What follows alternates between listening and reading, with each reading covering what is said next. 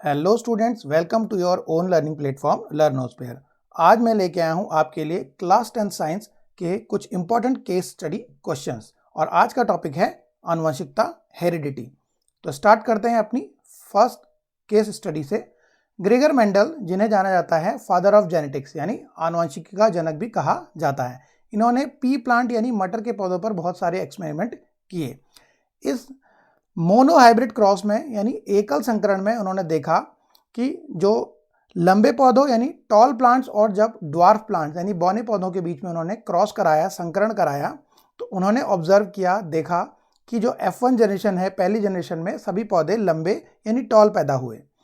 However when F1 plants were self pollinated, यानी जब उन्होंने F1 जनरेशन के इन लंबे पौधों के बीच में सेल्फ पॉलिनेशन यानी स्वपरागण कराया, तो देखा कि जो F2 जनरेशन पैदा हुई उसमें दोनों प्रकार के, कुछ लंबे और कुछ बौने यानी टॉल एंड ड्वार्फ प्लांट एक स्पेसिफिक रेशियो यानी एक विशेष अनुपात में उत्पन्न हुए, पैदा हुए। अब पहले क्वेश्चन पे चलते हैं। What is the phenotype of the F1 generation, यानी F1 पीढ़ी का फिनोटाइप क्या है। फिनोटाइप का मतलब होता है यानी बाहरी रूप से वो कैसे दिखते हैं, यानी एक्सटर्नल जो कैरेक्टर्स हैं उसके F1 पीढ़ी के क्या थे। तो सभी प्लांट जो थे वो F1 पीढ़ी में टॉल यानी लंबे पैदा हुए। इसको एक पिक्चर की सहायता समझ लेते हैं। मोनो हाइब्रिड क्रॉस है जिसमें इन्होंने टॉल और ड्वार्फ यानी लंबे और बौने पौधों के बीच में संकरण यानी क्रॉस करवाया। तो जो लंबे पौधे थे यानी टॉल प्लांट्स का जो जीनोटाइप था वो था कैपिटल T से शो किया है क्योंकि ये डोमिनेंट कैरेक्टर है यानी ये प्रभावी लक्षण है। ड्वार्फ प्लांट्स का जो जीनोटाइप है हमने स्मॉल t से दिखाया है क्योंकि ये एक रिसेसिव यानी अप्रभावी लक्षण है, ये रिसेसिव कैरेक्टर है। तो जब F1 जनरेशन में जो पैदा हुए प्लांट्स ये सभी टॉल थे, लेकिन उनका अगर हम जीनोटाइप देखेंगे तो इसमें एक टॉलनेस का लक्षण है, टॉलनेस कैरेक्टर है, और एक ड्वार्फनेस। लेकिन यहाँ पर सभी पौधे लंबे पैदा हुए क्योंकि जो टॉलनेस का कैरेक्टर है यानी जो लंबापन है एक प्रभावी लक्षण है, जो डोमिनेंट कैरेक्टर, इसलिए सभी F1 जनरेशन में सभी लंबे पौधे यानी टॉल प्लांट्स पैदा हुए। लेकिन ये हाइब्रिड टॉल थे यानी ये प्योर टॉल प्लांट्स नहीं थे। नेक्स्ट क्वेश्चन है, what is the phenotype ratio of F2 generation, यानी F2 पीढ़ी जो नेक्स्ट पीढ़ी थी उसके बाद उसका फिनोटाइपिक रेशियो क्या था। तो F2 पीढ़ी का फिनोटाइपिक रेशियो यानी बाहर से दिखने में कैसे थे, तो 3:1 था, यानी 3 इसमें टॉल यानी लंबे पौधे थे और एक जो रेशियो था एक ड्वार्फ यानी एक बौना पौधा। आइए इसे भी हम चित्र से समझते हैं, पिक्चर से समझते हैं। तो जब उन्होंने जो F1 जनरेशन थी उसमें सभी हाइब्रिड टॉल प्लांट्स पैदा हुए जिनका जीनोटाइप था कैपिटल T स्मॉल t। तो इनके बीच में जब उन्होंने क्रॉस कराया तो F2 जनरेशन में उन्होंने देखा कि एक कैरेक्टर तो जो टॉलनेस है वो कुछ तो प्योर टॉल प्लांट्स हुए, दो आपके क्या थे जो हाइब्रिड टॉल थे यानी संकर लंबे पौधे, जिसमें कि एक कैरेक्टर हमारा टॉलनेस का है और एक ड्वार्फनेस का यानी एक लंबेपन का और एक बौनेपन का कैरेक्टर है। तो दो इस प्रकार के पौधे हुए और एक आपका जो है वो प्योर ड्वार्फ यानी शुद्ध बौना पौधा जिसका कि जो जीनोटाइप है वो स्मॉल t से दिखाया गया है यहाँ पर। तो इस तरह अगर हम देखें तो बाहरी रूप से यानी एक्सटर्नल जो फिनोटाइपिक रेशियो है इसमें तीनों ही टॉल है, ये तीन तो आपके लंबे पौधे हैं। तो इस तरह से जो फिनोटाइपिक है वो 3 हो गया और एक आपका ड्वार्फ है तो 1, तो 3:1 का इसमें फिनोटाइपिक रेशियो था।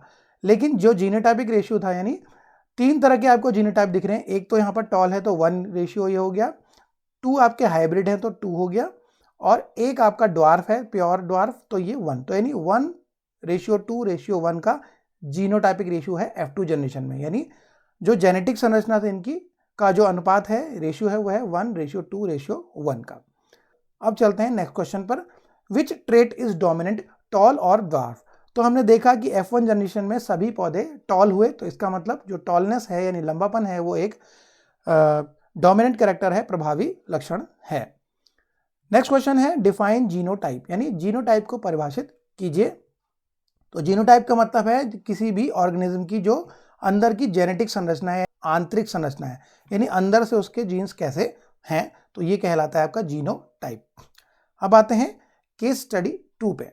इन ह्यूमन बींग्स यानी मनुष्यों में किसी व्यक्ति का लिंग sex of an individual is determined genetically, यानी आनुवंशिक रूप से ये निर्धारित होता है। ह्यूमंस में होते हैं 23 पेयर्स ऑफ क्रोमोसोम, यानी 23 जोड़े गुणसूत्र होते हैं, जिनमें से 22 पेयर्स यानी 22 जोड़े जो होते हैं वो ऑटोसोम्स कहलाते हैं, क्योंकि ये सिमिलर होते हैं मेल फीमेल में।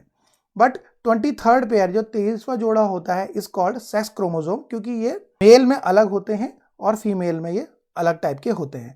Females have a perfect pair of sex chromosome, तो फीमेल्स में ये दोनों ही एक्स एक्स यानी दो सिमिलर होते हैं, बट मेल्स में ये मिसमैच होता है, यानी अलग अलग टाइप के होते हैं, एक एक्स होता है और एक वाई गुणसूत्र यानी एक्स और वाई क्रोमोसोम होते हैं। Sex of a child depend on what they inherit from the father, यानी जो बच्चे का लिंग है यानी सेक्स जो जेंडर है वो निर्भर करता है कि उन्हें पिता से फादर से कौन सा क्रोमोसोम मिला है, एक्स मिला है या वाई मिला है। तो अब आते हैं क्वेश्चन नंबर 1 पर। How many total chromosomes are there in human cells, मानव कोशिका में जो कितने गुणसूत्र होते हैं, तो होते हैं 46 क्रोमोसोम यानी 23 पेयर्स।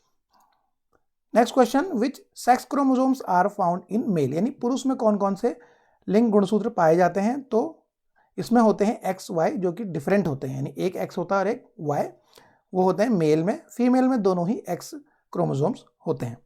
अब आते हैं नेक्स्ट क्वेश्चन में, what is the probability of a child being a girl, यानी बच्चे के किसी लड़की होने की प्रायिकता क्या है, तो इसमें 50% चांसेस होते हैं कि कोई बच्चा जो है वो लड़की हो या लड़का हो। Why is the father responsible for the sex of a child, बच्चे के लिंग के लिए पिता ही क्यों जिम्मेदार होता है, क्योंकि father can provide Y chromosome, क्योंकि जो फादर होता है उसके पास ही एक डिफरेंट यानी जो वाई क्रोमोसोम होता है उसके पास होता है। अब आते हैं अगली केस स्टडी पर। Mendel also performed cross involving 2 pairs of contrasting characters, यानी मेंडल ने विपरीत लक्षणों वाले 2 जोड़े वाले कैरेक्टर्स जो थे लक्षणों वाले पौधों के बीच में भी संकरण यानी क्रॉस कराया। सच एज सीड शेप, तो इस प्रकार के जो बीज थे वो थे राउंड रिंकल्ड यानी गोल और झुर्रीदार, ये मटर के पौधों के बीज की बात हो रही है। सीड कलर उनके थे येलो और ग्रीन, और बीज का रंग था पीला या हरा। This is called a dihybrid cross, इसे द्विसंकरण क्रॉस कहा जाता है क्योंकि इसमें 2 जोड़ी कैरेक्टर्स लिए जाते हैं।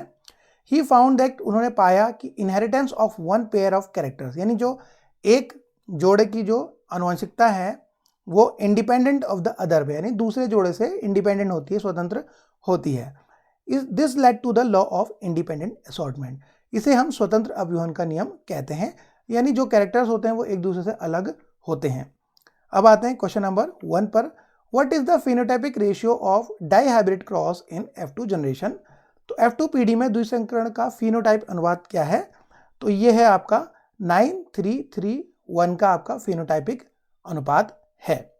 अब क्वेश्चन नंबर 2 में, mention the dominant traits in the seeds study of seed shape and colour, बीज के आकार और रंग के अध्ययन में जो प्रभावी लक्षण है यानी डोमिनेंट कैरेक्टर है उसको बताएं। तो उसमें राउंड जो था, बीज का जो शेप था राउंड शेप के, और येलो कलर का जो था वो कैरेक्टर थे दोनों डोमिनेंट, इसीलिए जो ऊपर जो अनुपात दिया है रेशियो दिया है 9:3 रेशियो, इसमें जो 9 जो है वो आपके राउंड और येलो टाइप के थे। अब आते हैं अगले क्वेश्चन पर। What is a dihybrid cross, द्विसंकरण क्या है, तो डाइहाइब्रिड क्रॉस इसलिए कहते हैं इसे क्योंकि इसमें 2 जोड़ी विपरीत लक्षणों का अध्ययन किया जाता है, यानी 2 पेयर्स ऑफ कंट्रास्टिंग कैरेक्टर्स इसमें लिए, जिसमें कि गोल और पीले और झुर्रीदार और हरे, यानी राउंड येलो और रिंकल्ड ग्रीन 2 टाइप के कैरेक्टर्स लिए गए थे, तो इसको डाइहाइब्रिड क्रॉस भी कहा जाता है। क्वेश्चन नंबर 4 पे चलें। How many types of gametes are formed by RRYY plants, तो एक टाइप दिया है RRYY, पौधे द्वारा कितने प्रकार के युग्मक बनते हैं, तो इसमें 4 टाइप के युग्मक बन सकते हैं, यानी कॉम्बिनेशन आपके देखें तो ये कैपिटल R और कैपिटल Y, कैपिटल R और स्मॉल y, स्मॉल r और कैपिटल Y, और स्मॉल r और स्मॉल y। अगली केस स्टडी पे चलें। Case study 4, reproduction give rise to new individuals are similar but subtly different, यानी जनन से नए जीव उत्पन्न होते हैं जो समान होते हैं लेकिन कुछ उनमें डिफरेंस होता है। This difference are called variation, इन्हीं डिफरेंसेस को, इन्हीं भिन्नताओं को हम विभिन्नताएं वेरिएशंस कहते हैं। इन एसेक्सुअल रिप्रोडक्शन यानी जो अलैंगिक जनन होता है उसमें वेरिएशन बहुत कम होती हैं। Occurs due to small inaccuracies in DNA, तो लेकिन जब DNA कॉपी होती है उसमें छोटी गलतियों के कारण, इनएक्यूरेसीज के कारण, एरर्स के कारण कुछ विभिन्नताएं आ जाती हैं। इन सेक्सुअल रिप्रोडक्शन यानी जो लैंगिक जनन होता है उसमें वेरिएशन यानी विभिन्नताएं बहुत ज़्यादा होती हैं, क्योंकि कैरेक्टर दोनों अलग अलग फीमेल और मेल दोनों से लिए जाते हैं, इसलिए इसमें वेरिएशन ज़्यादा आ जाती हैं। Occurs due to shuffling of genes, यानी जब जीन्स चेंज होते हैं तो उसमें ये कॉपी होते समय कुछ एरर्स आ जाते हैं, उसके कारण जो वेरिएशन उत्पन्न होती हैं, वेरिएशन प्रोड्यूस होती हैं। These variations are necessary for the survival of species over time, यानी ये विभिन्नताएं जो हैं हर प्रजाति के अस्तित्व को बनाए रखने के लिए आवश्यक होती हैं। अब आते हैं क्वेश्चन 1 पे। What is the main cause of variation in asexual reproduction? अलैंगिक जनन में विभिन्नता का मुख्य कारण क्या है? आंसर है इनएक्यूरेसी इन डीएनए कॉपी, यानी प्रतिलिपि बनाने में जो है वो त्रुटियां होती हैं, यानी जब डीएनए की कॉपी होती है तो काफ़ी एरर हो जाते हैं, उसके कारण ही जो विभिन्नताएं उत्पन्न होती हैं। लेकिन ये विभिन्नताएं लैंगिक जनन में बहुत ज़्यादा होती हैं। Why is variation beneficial to a species, यानी किसी प्रजाति के लिए विभिन्नताएं क्यों फायदेमंद हैं? क्योंकि जो वेरिएशंस होती हैं वो सर्वाइव करने में, जो गलती पर्यावरण की परिस्थितियों में ये सर्वाइव करने में यानी अपने आप को बनाए रखने में हेल्प करती हैं। नेक्स्ट क्वेश्चन पे चलें। Which type of reproduction result in more variation, किस प्रकार के जनन में अधिक विभिन्नताएं होती हैं? तो लैंगिक जनन यानी सेक्सुअल रिप्रोडक्शंस में जो वेरिएशन है वो ज़्यादा होती हैं, क्योंकि इनमें एक तो जो जीन्स होते हैं यानी क्रोमोसोम्स होते हैं वो दोनों अलग अलग मेल और फीमेल से आते हैं, तो इसलिए जब चेंजेस होते हैं डीएनए कॉपी में तो इसमें वेरिएशन उत्पन्न हो जाते हैं, वेरिएशन प्रोड्यूस होते हैं। Next question, what is the source of information for making protein in cell? कोशिका में प्रोटीन को बनाने के लिए सूचना का स्रोत क्या होता है? तो ये होता है डीएनए, और डीएनए के कुछ पार्ट होते हैं उनको हम जीन्स कहते हैं।